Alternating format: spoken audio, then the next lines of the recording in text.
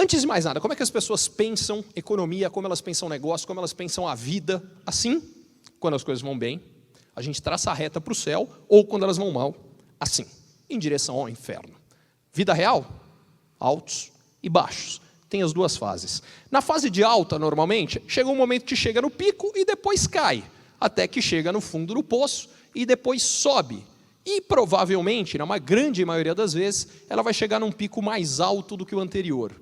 O importante é que nessa fase, que a gente está só recuperando o que a gente perdeu do pico anterior, a sensação é péssima, que é onde nós estamos. Por quê? O desemprego é gigante. Aliás, é por isso que é mais fácil crescer.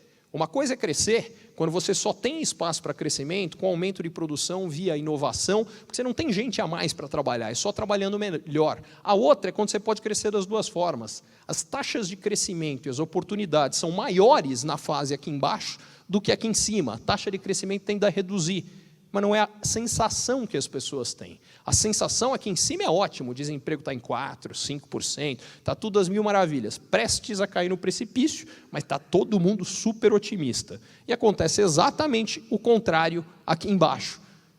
Vamos colocar os dados da economia brasileira, que isso aqui fica mais claro.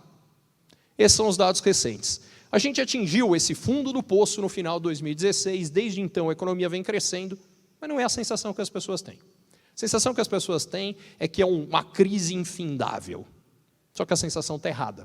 Sendo mais específico, no meio do caminho teve um problema grave, chamado greve dos caminhoneiros. O que isso aqui basicamente fez foi, tirou 1 ponto percentual do crescimento da economia brasileira esse ano. O Brasil vai crescer esse ano 1 ponto percentual a menos do que teria crescido sem a greve dos caminhoneiros. Mas esse foi um problema que, a princípio, salvo a gente começar a ter coisas parecidas acontecendo de novo, ficou para trás. Mas não foi só isso. Em paralelo, aconteceram mais duas coisas.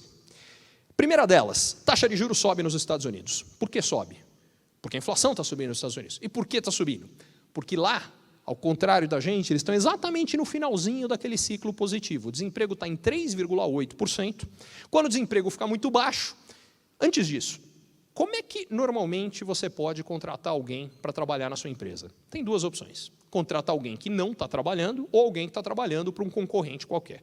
Quando a taxa de desemprego fica muito baixa, a primeira opção seca. Quase não tem gente não trabalhando, só sobra alguém trabalhando no concorrente. E a gente sabe como faz isso. Chega lá, oferece para um cara um salário que é metade do que ele ganha e ele vem trabalhar com você, não é isso?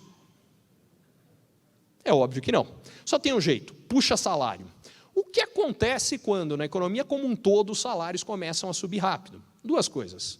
Primeiro, produzir no país fica mais caro, porque, afinal de contas, salários mais altos são custo de produção mais alto. Segundo, capacidade de consumo do país, que é baseada na renda das pessoas, cresce mais rápido do que a capacidade de produção. No que essas duas coisas dão? Inflação.